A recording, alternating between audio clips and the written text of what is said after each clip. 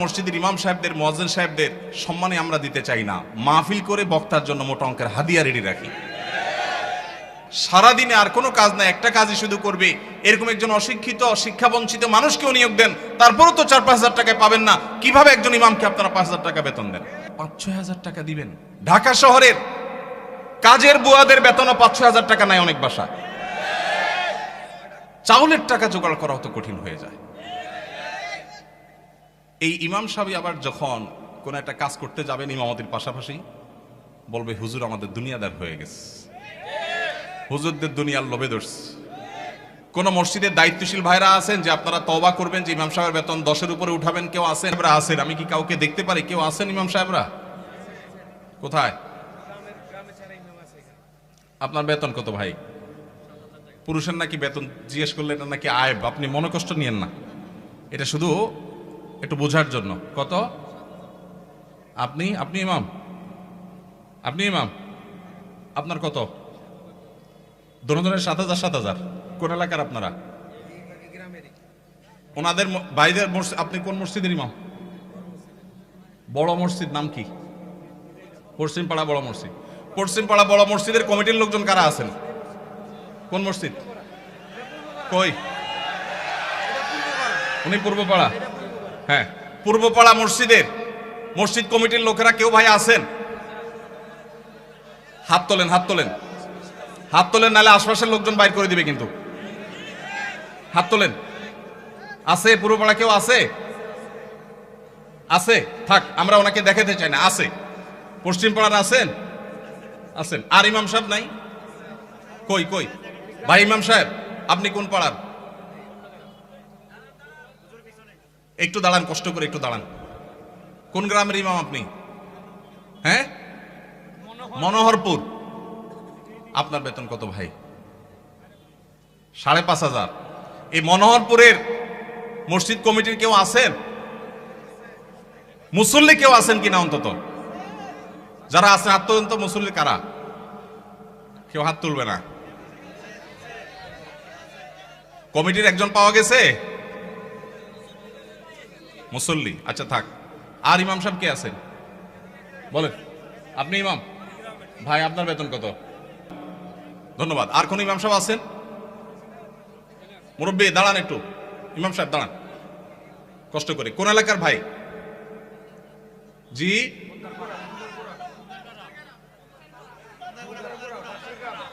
এতজন বললে কেমনে বুঝবো? খুন্দারপাড়া, খুন্দারগড়া। ওকে, আপনার পাশের গ্রাম। আপনার বেতন কত ভাই? 6,000। বসেন ভাই রে। প্রশ্ন প্রসঙ্গে চলে আসলো, এতজন ইমামের জবানবন্দি আমরা নিলাম, হয়তো খুঁজলে আরো 10-20 জন ইমাম পাওয়া যাবে। অনেকে হয়তো চক্ষু লজ্জায় হাতটা উঠাচ্ছেন না, বলছেন না। ভাইয়েরা আমার, এটা আমাদের জন্য, বাংলাদেশের মানুষের জন্য লজ্জা, অনেক বড় লজ্জার বিষয়। পৃথিবীর অন্য যে কোনো দেশের সাথে আপনি যদি তুলনা করেন, শুধু সৌদি আরবের কথা যদি বলি, আমি 10 বছর সৌদি আরবে ছিলাম। আমাদের শেখ সাইফুল্লাহ মামুন ভাই দীর্ঘদিন সৌদি আরবে ছিলেন। সৌদি আরবের সকল মসজিদের ইমাম সাহেবরা ইমামতি করে যেই সম্মানী পান, সেটা এভারেজে 5 থেকে 7,000 সৌদি রিয়াল।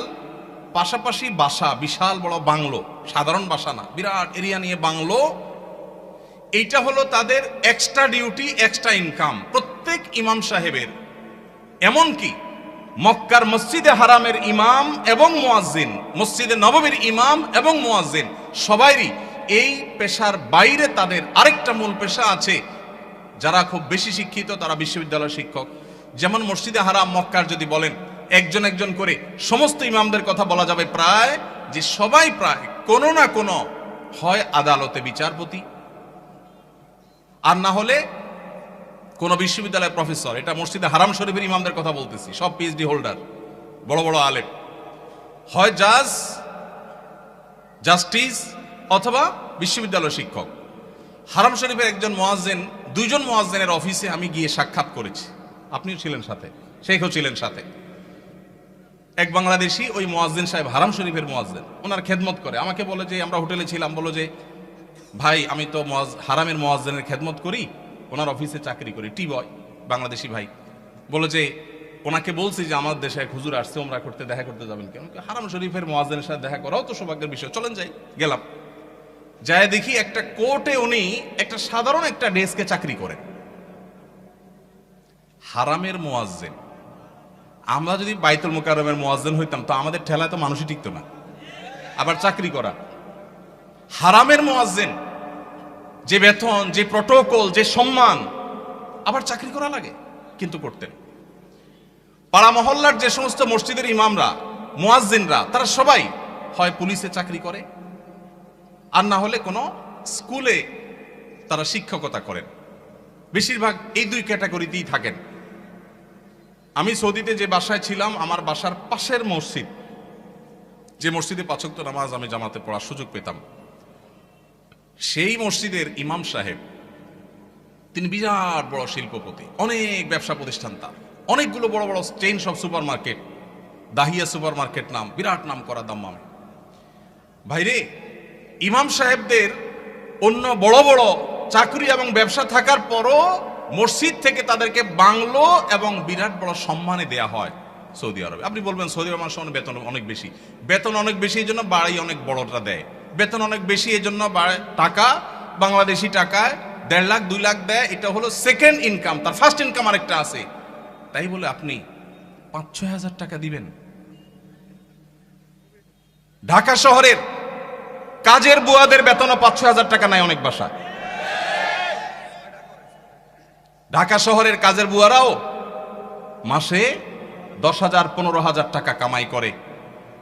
ঢাকা শহরে কোনো দারোয়ানের বেতন ৫,০০০-৬,০০০ টাকা নাই, কোন পিয়নের বেতন ১০,০০০ টাকার নিচে নাই। সেখানে কুমিল্লা শহরের কাছে, এটা সদর থানা এবং শহরের কাছে, এই জায়গায় ৫-৭ হাজার টাকা আজকালকার বাজারে চাউলের টাকা জোগাড় করা হতো কঠিন হয়ে যায়। এই ইমাম সাহেব আবার যখন কোন একটা কাজ করতে যাবেন ইমামতির পাশাপাশি, বলবে হুজুর আমাদের দুনিয়াদার হয়ে গেছে, হুজুরদের দুনিয়ার লোভে ধরছে। এক বেটা, তার মসজিদের মুসল্লিরা ইমাম সাহেবকে এরকম খোঁচাইতো, বেতন দেওয়ার নাম নাই, ইমাম সাহেব আর কিছু করলে ডিস্টার্ব করত। তো ওই মসজিদে একজন ভালো মানুষ ছিল, উনি বললেন হুজুর আপনাকে আমি ওই যে মুসিরা যে জুতা পলিশ টলিশ করে ওইরকম একটা বাক্স কিনে দেব, সাথে রং টং যা লাগে, ডাস্টার, ব্রাশ, এগুলো সব দিয়ে দিব। আপনি ইমামতি করে মসজিদে নামাজ পড়ানো শেষ হলে মসজিদের বাহিরে এসে ওইটা নিয়ে বসে যাবেন এবং মুসল্লিদেরকে বলবেন ভাই আপনাদের জুতাগুলো দেন, যার যার পলিশ করা লাগে আমি করবো, আপনারা আমার টাকা দিয়ে। ইমাম সাহেব চুপ বড় বড় হয়ে গেছে, কি বলে রে বেটা? বলে ভাই আপনি এই কাজটা যদি করেন, মুসল্লিরা বাইর হয়ে যেটা সিসি করবে, আরে হুজুর এটা কি করছেন? তো ওইটাকে বলেন যে ভাই এই জুতা যদি আমার কাছে দিতে আপনার লজ্জাবোধ হয়, আপনার কাছে যদি অপমান বোধ হয়, তাহলে জুতা আমার কাছে নিয়ে আপনার নিজের গালে নিজে মারা উচিত। আমি বলছি না যে আক্ষরিক অর্থে ইমাম সাহেবকে ওইটা মারতে তিনি বলেছেন, অনেক আগে ঘটনা কোথাও শুনেছি, সত্য হতে পারে, রূপক হতে পারে, কিন্তু এই গল্প আমাদের শিক্ষা দেয়। আমাদের মসজিদের ইমাম সাহেবদের, মুয়াজ্জিন সাহেবদের সম্মানে আমরা দিতে চাই না, মাহফিল করে বক্তার জন্য মোটা অঙ্কের হাদিয়া রেডি রাখি। আপনারা বলবেন হুজুর আপনিও তো মোটা অঙ্কে নিয়েই যাবেন, ওয়াজ তো করতেছেন। ভাই আমাকে মোটা দেখ, চিকন দেখ, না দেখ, এটা নিয়ে আমার মাথা ব্যথা নেই আলহামদুলিল্লাহ, এবং আল্লাহর মেহেরবানিতে এটা আমার কোনো প্রত্যাশাও নাই আল্লাহর ফজলে। কিন্তু মাহফিল আয়োজকদেরকে বলতে চাই, যারা মাহফিল আয়োজন করেন, লক্ষ লক্ষ টাকা যদি মাহফিল পিছনে খরচ করতে পারেন, ইমাম সাহেবদের বেতন কেন 15,000 20,000 টাকা হতে পারে না? এই দেশে বিভিন্ন শ্রেণী পেশার মানুষদের বেতনের সর্বনিম্ন স্কেল বা একটা স্কেল ঠিক করে দেওয়া হয়। আমি দাবি করতে চাই আমাদের রাষ্ট্রের উচিত, রাষ্ট্র নিজে ইমাম সাহেবদেরকে মূল্যায়ন করতে না পারলেও মিনিমাম যেন তাদের একটা সমাজে সম্মানজনকভাবে চলতে পারে, সেজন্য তাদের একটা সম্মানজনক বেতনের স্কেল ঘোষণা করা হোক। আর সমাজের যারা বিবেকবান মানুষ, আল্লাহর হস্তে তারা ইমাম সাহেবদের সম্মান দেওয়া, মর্যাদা দেওয়া শিখবো তো ইনশাআল্লাহ। আপনারা এলাকার মানুষ যারা আছেন, প্রশ্ন প্রসঙ্গে হয়তো আপনাদের ইমাম সাহেবদের বেতনগুলো আমরা জানতে পারলাম, আপনারা মনে কষ্ট নেবেন না। আপনাদেরকে ছোট করা আমার উদ্দেশ্য না। আমার উদ্দেশ্য হলো আমাদের বিবেকগুলোকে জাগ্রত করা। কোনো মসজিদ কমিটির লোকজন যদি এখানে থাকেন, তাহলে আমি আপনাদেরকে বলবো, এমনকি মুসল্লি ভাইরা যারা আছেন তাদেরকে বলবো, মসজিদে গিয়ে এটা নিয়ে দাবি তুলবেন, ইমাম সাহেবের সম্মানজনক বেতন নিশ্চিত করতে হবে ইনশাআল্লাহ। কোনো মুসলমান সমাজে এটা হতে পারে না। সৌদি আরবের কথা আমি বলেছি, সৌদি আরবেরটা আমি কাছে থেকে দেখেছি। এই জন্য আমার মনে হয় না পৃথিবীর অন্য কোনো মুসলমান সমাজে মানুষের গড়ে একজন রিকশাওয়ালাও 10,000-এর বেশি ইনকাম করে, সেই সমাজে ইমাম সাহেবের বেতন 4,000-5,000, এটা কোনোদিন গ্রহণযোগ্য হতে পারে না। আপনাদের এই ঢুলিপাড়ায়, কুমিল্লা, আপনারা যদি সারাদিনে আর কোনো কাজ না, একটা কাজই শুধু করবে, এরকম একজন অশিক্ষিত, শিক্ষাবঞ্চিত মানুষকেও নিয়োগ দেন, তারপরও তো 4-5 হাজার টাকায় পাবেন না। কিভাবে একজন ইমামকে আপনারা 5,000 টাকা বেতন দেন? কোন মসজিদের দায়িত্বশীল ভাইরা আছেন যে আপনারা তওবা করবেন যে ইমাম সাহেবের বেতন 10-এর উপরে উঠাবেন? কেউ আছেন? থাকলে পার্টিকুলার কেউ থাকলে বলেন। কেউ আছেন? সভাপতি সাহেব, সেক্রেটারি সাহেব যদি থাকেন যে আলোচনা করবেন, অন্তত এ ওয়াদা করবেন। আপনি কোন মসজিদের নাম বলেন? নোয়াগ্রাম। এখন বর্তমান বেতন কত ইমাম সাহেবের? উঠছেন যেহেতু জিজ্ঞেস করি। 7,000। এখন নিয়ত করছেন কত দিবেন? 25 সাল থেকে। 25 সাল মানে এখন তো 25 শুরু হয়ে গেছে। 10-এর প্রস্তাবনা আছে। মাশাআল্লাহ, মাশাআল্লাহ। ভাইয়ের মসজিদ কোন এলাকা? নোয়াগ্রাম চৌধুরী বাড়ি। আপনি কি কমিটির? ভাই কমিটি সেক্রেটারি। ওনার মসজিদের ইমাম সাহেবকে ওনারা এই মাস থেকে 10,000 টাকা দেওয়ার নিয়ত করেছেন। বলেন আলহামদুলিল্লাহ। আমরা বলবো 10,000 নয়, যেহেতু এখন একবার বাড়াইছেন ভালো কথা, 6 মাস পরে বা 1 বছরের মাথায় 15,000 টাকা করবেন ইনশাআল্লাহ। যখন ওরা সেটারও নিয়ত করবেন। নোয়াগ্রামের ভাইয়েরা আপনারা দেখে শুনে রাখেন, কিন্তু রাগ করেন নাই তো আবার? জাযাকাল্লাহ খাইর। আর কোন কমিটির ভাইরা আছেন যে নিয়ত করবেন, নিয়ত চেঞ্জ করবেন? বলেন দেখি, বলেন। আজকে ভিন্ন কালেকশন হোক, বহু কালেকশনই তো করলাম। ভাই কোন মসজিদের বলেন? জি মাশাআল্লাহ, 10,000 রানিং দিচ্ছেন।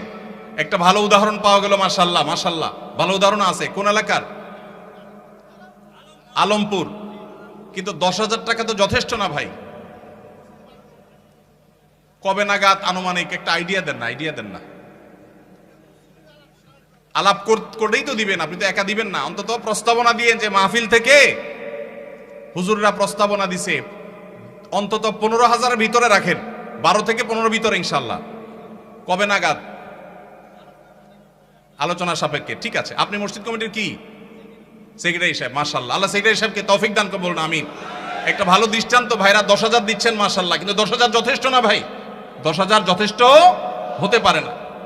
আল্লাহ তাআলা আমাদেরকে উলামায়ে কেরামের, মসজিদের ইমাম সাহেবদের মূল্যায়ন করার তৌফিক নসিব করুন।